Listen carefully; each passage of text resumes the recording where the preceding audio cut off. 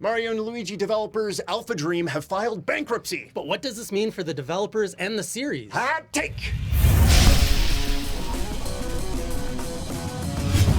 That's right. According to a financial report from Yahoo Japan, story developers AlphaDream, who are known very much for the Mario and Luigi series, have filed bankruptcy. It's been stated that this was due to sluggish sales and development costs. And Soaring a little bit too high. Those lines. Now, Adam, did you buy the last few Mario and Luigi games? We are the problem. Apparently, we were talking about this beforehand, and we were like, wow. AlphaDream was having problems. Their games are so great, and then I was like, "Did you buy the remake of one? Bowser's? I didn't buy the last one. Yeah, unfortunately. I got Paper Jam. Paper Jam was really good. Did you like Paper Jam? I liked it. I think the series was getting a little bit tainted at that point because it was Paper Mario, and we had the sticker Stars saga or something that people didn't really like. Well, we'll dig into that a little bit later because as far as we know, there may not be a home for the Mario and Luigi series anymore because, well, it was very much a handheld series. And there's a handheld console now, right?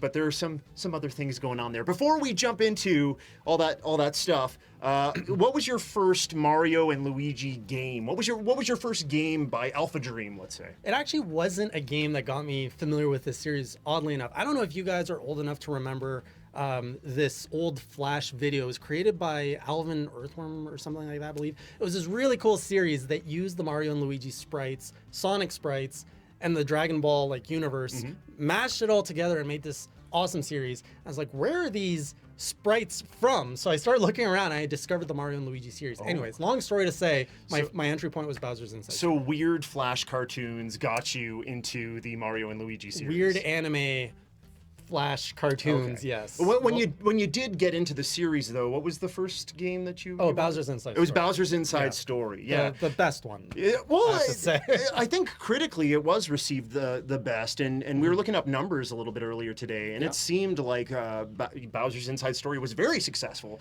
for AlphaDream. It sold its best. I think we've got numbers like about 4.6 million is what it sold, and that's about twice as much. 4.6 million units, which is twice as much as what we saw from the other games, at least according to VG Charts, which is really the only source we have to go on. And that's not 100% accurate all the time, but it gives you a little sort of wheelhouse of where numbers are. So when you were playing Bowser's Inside Story, which I'm lucky enough to play the DS version as well. The original, though, not the remake.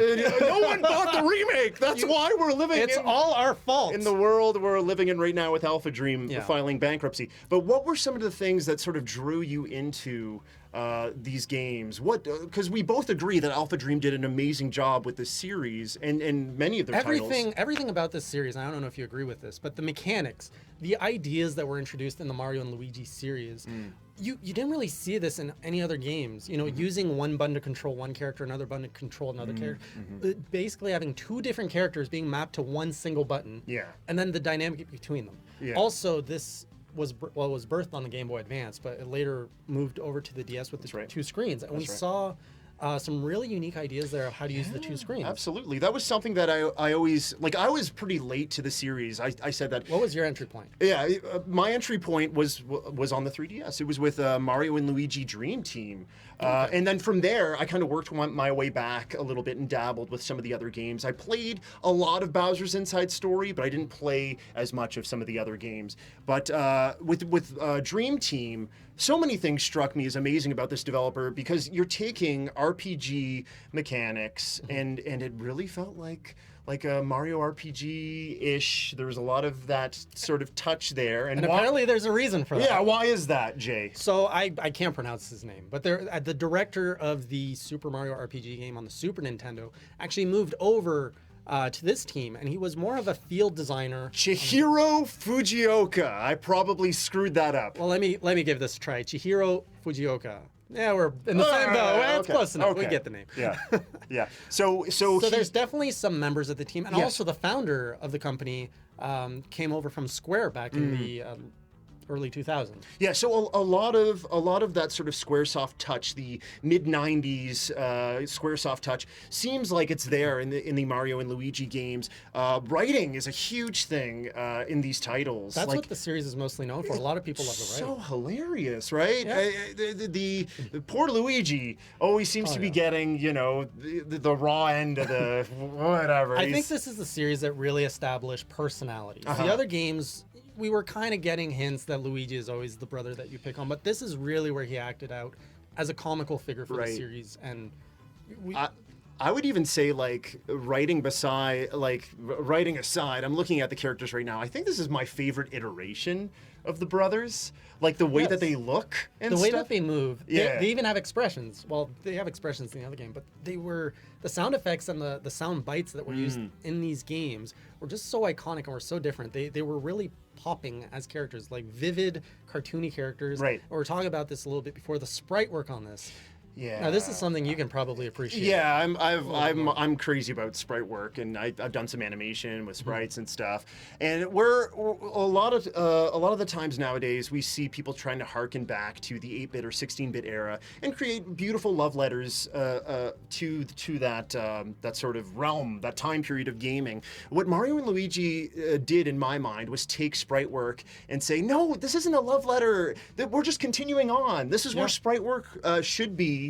In 2018, 2019. They never left. So we saw sprite work kind of become a dying art in the 2000s, and then with the resurgence, 3D, and then with the resurgence of the indie scene in like the 2010s, everyone's like, oh, people actually buy games with these old graphics. Let's bring back the sprite work. Mario and Luigi, they never left. They knew what was up. Like, they never tried to do the 3D models in 2D space. Right. They did do some interesting 3D stuff, but it was like, it was incorporating a lot of 2D assets and things. So it was like a sort of a mishmash. And that's one of the things, like, getting back to what made these games so great. We talked about the writing, we talked about the visuals, but it really was, like you're saying, one button controls one brother. Yep. It's the mishmash of different mini games, which I think Squaresoft, like, they did a lot of that stuff, like I was saying, with their mid-90s RPGs, but nowadays when you think of JRPGs, the mini games aren't quite they're just not the same. They're not as charming anymore with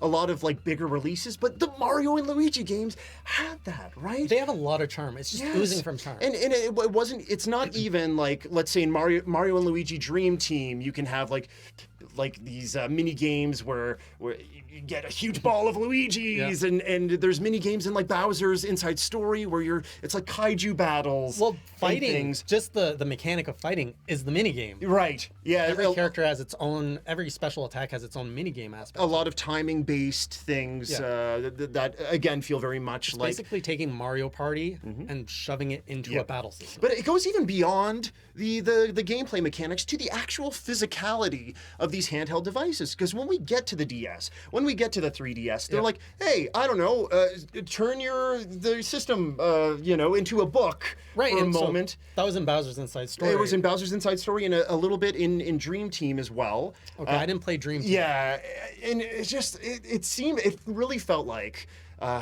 these developers were really passionate about taking the series and going like, okay, what can we do with this machine? Let's go beyond the game itself to the physicality of it, and let's just use everything. And I really appreciate developers that can do that. So it's so sad when we hear that a developer is going bankrupt, that obviously has so much passion for what they do. And what's crazy is it never came across as a gimmick. Yeah. All these ideas, they had, 5 titles or so, and every title managed to introduce a new concept, a new mechanic, and it never felt like a gimmick. It was fun. It was inviting. Yeah. And it's crazy because they didn't really change the hardware that much. Outside of the Game Boy Advance, all the other titles on the DS and 3DS use that hardware in unique ways. So I really want to see what they would have done with the Switch. I really, really want to see this series on the Switch. That's where we come to some of our, I guess we can only assume or think about what's going to happen with this development team. So they filed for bankruptcy. Right. That's the big news. What could that mean? In North America, does bankruptcy mean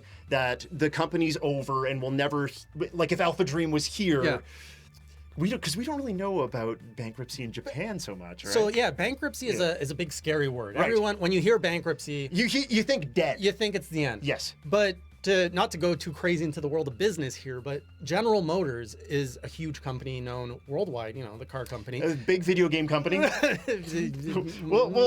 so much video games, but yeah, sure. Please continue. Cars, to get here. So they filed for bankruptcy back in the crash of the late 2000s, and they're still around. Right. Now, I'm not going to get into the details. Basically, they built a new company, but at the core, what bankruptcy is a mechanic to protect a company to deal with its debt. And we all know that AlphaDream had way too much debt to do. And we don't know the agreement of their revenue stream. Clearly, Nintendo is a key player here. Yeah. And maybe Nintendo is not sharing a lot of their profits because they're saying, you guys have Mario and Luigi. That's why your games are selling. Right. We're gonna take 70%. So AlphaDream's only getting a small. I would assume that the revenue split would be very much leaning towards Nintendo proper, because if you have Mario and Luigi in a video game, chances are it's going to sell a lot better.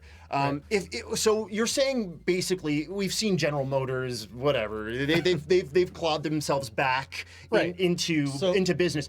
Can we assume or hope that AlphaDream can do the same? Well, the point of bankruptcy is really to stop the creditors and the debt collectors from taking money out of their banks, basically. So they're saying, look, we're filing for bankruptcy, stop.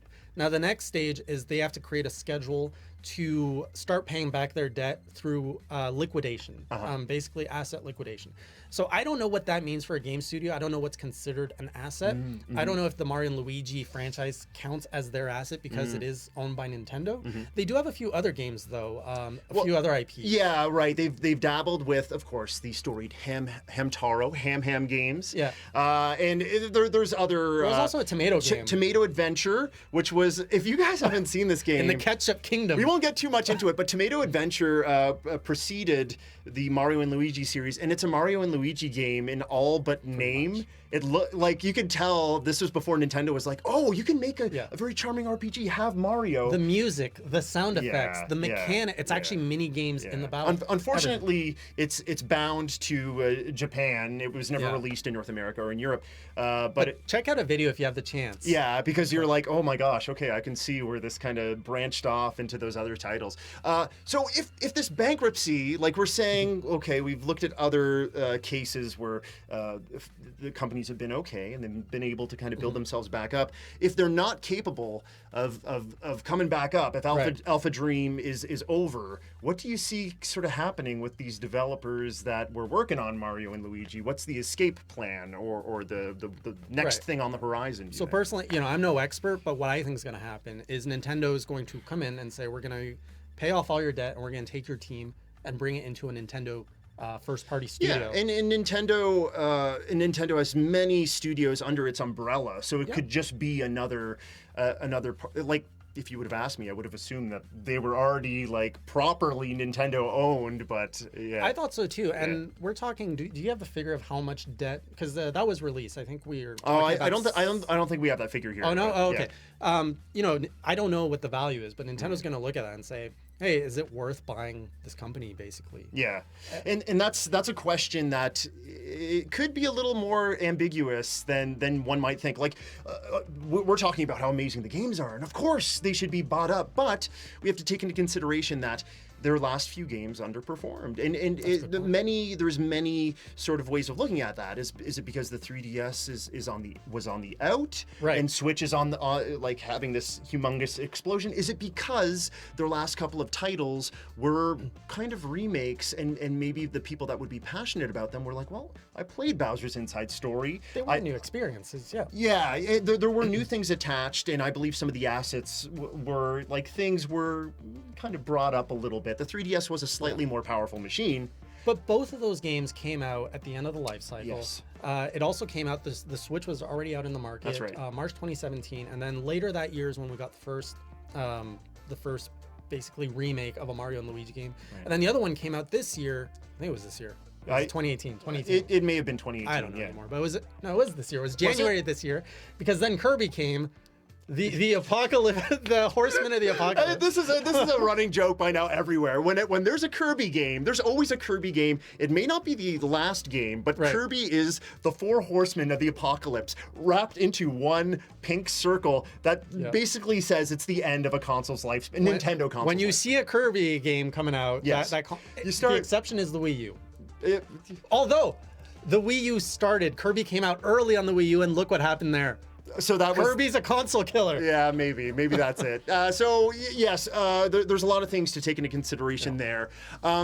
So we talked a little bit about whether or not the developer will be able to claw itself back up. Well, where the developers could go, they could be bought up or somehow find their way into Nintendo. Maybe they could even get out there into the world and go back to Square Enix, because a lot of the folks had connections there. Monolith Soft is a JRPG powerhouse that branched off of Squaresoft. And they're really blowing up too right now, and they're hiring I think they're up to 3 studios right now across Japan. Yes, their games are extremely successful, so you could see that as well.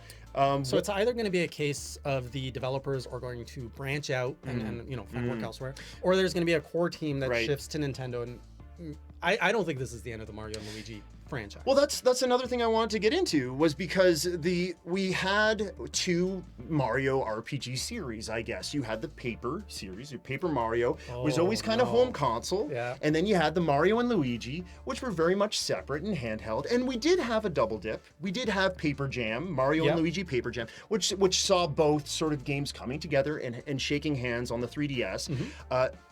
Do you think there's a place for 2 RPG style Mario games on the Switch? I think so, because the Paper Mario franchise has been kind of run through the mud. Everyone pretty much got off at Thousand Year Door. Thousand Year Door is amazing, but I will fight. I will go to battle for Color Splash. I love Color Splash. So Color Splash, a lot of people were like, oh, whatever, it's on the Wii U, and the Paper Mario games haven't been good since the Thousand Year Door, or whatever. Color Splash is surprisingly extremely charming. It has all the great writing. Yep. And but that's the card system sucks though. Yes, that's true. Yeah. But it's I can overlook that so quickly. So I think the biggest problem is people don't like generic Toads. People want personality in their that's toes. True. Color no, actually they have colors. They need more than colors. They need sunglasses. We need more scarves. We need more Toadettes, or like variations. But even the Toadettes are now growing up into Princess Peaches. What about a Toad? A Toadette? A Toadette? A Toadoot? What was that? It was Bowsette, right? The whole meme that sprung up. Bowsette will never be in a proper Nintendo Bowsette title could ever. exist in the Mario and Luigi universe. If there's any place to bring a Bowsette to life. Speaking of the 4 horsemen of the apocalypse, Bowsette is one of them. That's got to be one of them. But I'm a little bit worried, because we're talking about how great the writing is in the Mario and Luigi series, and I felt like the writing, say what you will about how the Paper Mario games play, but I always felt like the writing was one of the strongest things. Right. And I feel like they kind of butt heads a little bit in that the tone of the writing and stuff. I think it will be. There will have to be some things switched up if you're going to have both of those RPG series there in that console. Maybe that's the gimmick, you switch between Paper and Mario and Luigi. Will this always be like a Mario and Luigi Paper Mario? Like, will that be what happens now? Well, in the canon, Paper Mario lives in a book in the Mario and Luigi universe, so the universes are together. I think they can keep going back and forth. Okay, well, so I just wanted to bring up one more thing before we finished. Former senior editor of Game Informer, Imran Khan, we've spoken about him before. He often has his sort of ear to the ground about what's going on in the industry. He said on Twitter, sad to hear about AlphaDream. The Mario and Luigi games were on a decline. A source once mentioned to me that this year's Bowser's Inside Story remake sold so badly that Nintendo axed other 3DS plans due to it. Wow. So, very quickly, it seems like Bowser's Inside Story Plus was the line in the sand for first-party Nintendo titles coming to the 3DS. Like, AlphaDream could be responsible for the end of the 3DS. But is it fair to put it on them? Or do you think that they could have put out any game? Yeah. And it would have been the line in the sand? Right. I don't know what you would have needed. A Pokemon level on the Game Boy. Remember, the original Game Boy was almost out the door, and then in the late 90s, Pokemon came, and it was, what the heck? Everyone buy a Game Boy. We would have needed something like that for the 3DS to have survived, in my opinion. I remember when that game came out, Bowser's Inside Story. Yes. The 3DS, nobody wanted to hear about it. When there was a Nintendo Direct, people were saying, please, no more 3DSs. It had overstayed its welcome. Right. Everyone was saying, if you're going to put it on the 3DS, put it on the Switch as well. Yes. The Switch is a handheld console as well as a home console. It lives in both of those lands. And you were seeing a lot of ports too in the end. You know, we got Mario Maker coming over to the 3DS. We got Yoshi's Woolly World coming there. Yeah, Kirby we had already mentioned, and Luigi's Mansion as well, which I still want to pick up. All these games, Jay, are going to be a little bit hard to find. Yeah. Okay, and they're going to be a little bit expensive. I just want them on the Switch. If you still up-res them, I'm done with 280. You're done. Whatever the resolution. You're done with all the aliasing. It's ugly. I don't like it. I think it's still very charming, and I feel like that form factor. We're going to lose something, losing that double screen form factor. I mean, you do. Yeah, and it's going to be hard to transition those games if they want to port them over when you have like a weird. There's going to be a lot of work there. Anyway, there's something. Yeah. Anyway, so the 3DS is dead. AlphaDream's responsible. No, it's Kirby's fault. Blame Kirby. #blame Kirby. Okay, it's always Kirby. Anyway, what do you guys think of this news? Did you wind up picking up any of the Plus games? Are you part of the problem from Mario and Luigi? If you haven't played any of these titles, please go out and jump into the series. I still have to play many of these. I really want to go right now and play a bunch of these games. They're so fun. When we were researching things, we were like, oh my gosh, I haven't played Partners in Time. I've only dabbled with a couple of the other games besides Bowser's Inside Story and Dream Team. So if you've had experience with it, if you did pick up the Plus games, let us know what you think about those titles, and let us know what you think about. Let us know which one's your favorite. Yeah, what's going to happen to AlphaDream, so on and so forth, in the comments below. See you next time.